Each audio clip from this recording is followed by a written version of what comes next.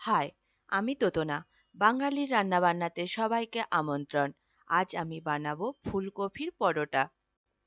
এর জন্য আমি নিয়েছি আটা 200 গ্রাম, রোস্টেড জিরে গুঁড়ো, আমচুর পাউডার, গরম মশলা গুঁড়ো, রোস্টেড মৌরি গুঁড়ো।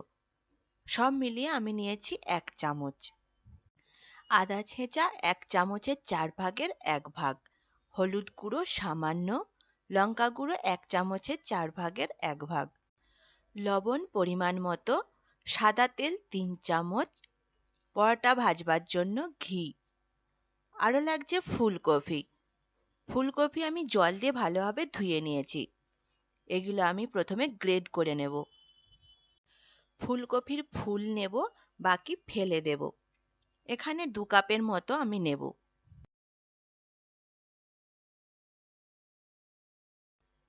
একটা মাঝারি মাপের পেঁয়াজ ছোট ছোট করে কেটে নেব। একটা কাঁচা লঙ্কা কুচি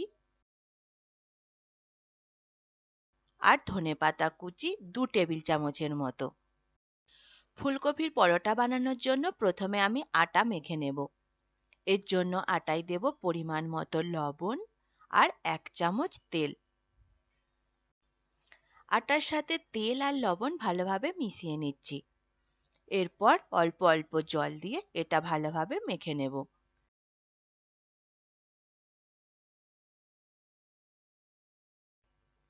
আটা ভালোভাবে মাখা হয়ে গেছে। এবার এটা আমি ঢাকা দিয়ে রেখে দেব 15 মিনিট। পরোটার পুর বানানোর জন্য কড়াই গরম করে 2 চামচ তেল দেব। এতে দেব পেঁয়াজ কুচি। পেঁয়াজ সামান্য ভেজে নেব। এবার দিচ্ছি ফুলকপি, কাঁচা লঙ্কা কুচি, ছেঁচা আদা, হলুদ গুঁড়ো আর লঙ্কা গুঁড়ো। এবার দেব পরিমাণ মতো লবণ। ফুলকপি বেশি ভাজার দরকার নেই। ভাজবার সময় কপির যে জল বের হয় সেটা শুকিয়ে গেলেই নামিয়ে নেব। এরপর গ্যাস বন্ধ করে এতে দেব সব গুঁড়ো মশলা, আমচুর, জিরে, মৌরি, গরম মশলা গুঁড়ো, আর দেব ধনেপাতা কুচি। ভালোভাবে মিশিয়ে নিয়ে ঠান্ডা হতে দেব। তৈরি ফুলকপির পরোটার পুর। মাখানো আটা থেকে লেচি কেটে নেব। একটু বেশি করেই আটা নিয়ে লেচি কাটতে হবে। আমি 5টা পরোটা বানাবো। হাত দিয়ে ভালোভাবে গোল করে নিচ্ছি। এরপর এটাকে গর্ত করে খিলি বানাবো, যাতে পুর ভরা যায়। এটা বাঁ হাতে রেখে পুর দেব। ফুলকপির পরোটা বানানোর জন্য পুর একটু বেশি দিতে হয়। চারদিক থেকে আটা নিয়ে এসে মাঝখানে দেব। দেখুন এইভাবে মাঝখানটাকে ধরে ভালোভাবে পেঁচিয়ে নিয়ে ভেতরে চেপে দেব। এমনভাবে মুড়তে হবে যেন ভেতরের পুর দেখা না যায়। হাত দিয়ে চ্যাপ্টা করে নেব। এবার এটা বেলবো, তাই সামান্য আটা দিয়ে দুদিকে বুলিয়ে নিয়ে হাত দিয়ে চ্যাপ্টা করে নিচ্ছি।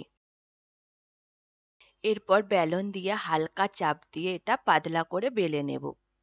যতটা পারবেন পাতলা করার চেষ্টা করবেন। পরোটা ভাজবো, তাই তাওয়া গরম হলে পরোটা দিয়ে দিলাম। এক পিঠ হয়ে গেছে। এবার এটা উল্টে দেব। দু পিঠই ভালোভাবে হয়ে গেছে। এবার এতে দেব ঘি। পরোটার ওপর ভালোভাবে মাখিয়ে দেব। আপনারা প্রয়োজন মতো ঘি দেবেন। অপর পিঠেও একইভাবে ঘি লাগিয়ে দেব। উল্টে পাল্টে দু পিঠই ভালোভাবে ভাজা হয়ে গেছে। এইভাবে বাকি পরোটাগুলো বানিয়ে নেব। তৈরি ফুলকপির পরোটা।